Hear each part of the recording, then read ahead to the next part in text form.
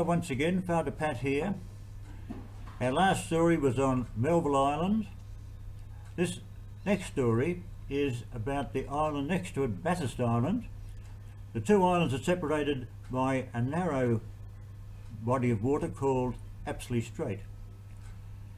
And so down at the mission, Bathurst Island, about 3 or 4 days after the cyclone, so maybe about the 26th, 27th of December 1974.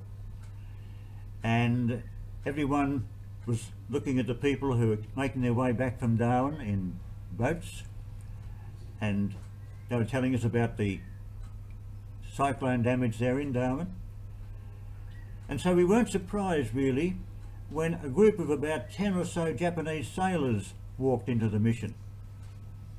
I wanted to see the one in charge, that was Father Michael Sims, and they explained that they were from a Japanese tuna vessel called Konpura Maru, and the cyclone had damaged the electrical works, were hit by lightning, and their boat rather, drifted into Bathurst Island and hit the island, and that's where they stayed.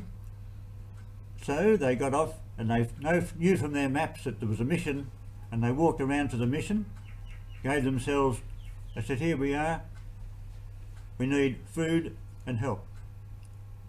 Well, the local people, the TV people, had seen all this, and they went aboard first before we got to the stricken vessel, because there were some nice goodies on board, like Kirin beer and cigarettes. But what also was on board were frozen tuna. And so one of our brothers, Brother Ron Littleball, he had a power saw, and he had to take each fish out, he cut it in half and threw it in the sea.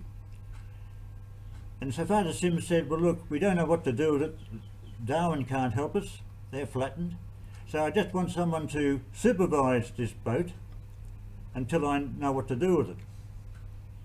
In the meantime, there was a salvage expert roaming the seas in his vessel. When he spotted it, he towed it around to the mission. So that was a bit of a help, we thought.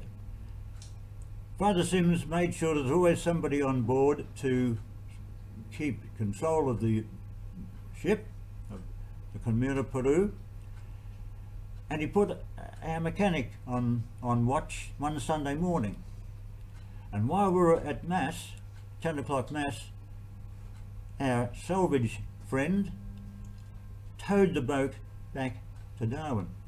Joe said afterwards that he went to sleep on deck, and he woke up because he could feel a rocking, and he looked around, he was out in the middle of the ocean. However, he was taken back to Darwin, and the mission authorities after a few days had a bit of a meeting to see what to do about all this. The Japanese were flown home with nothing, and the mission received a donation for their work, and the vessel itself ended up in the hands of our salvage man, and we hope it all went well for him. Thank you.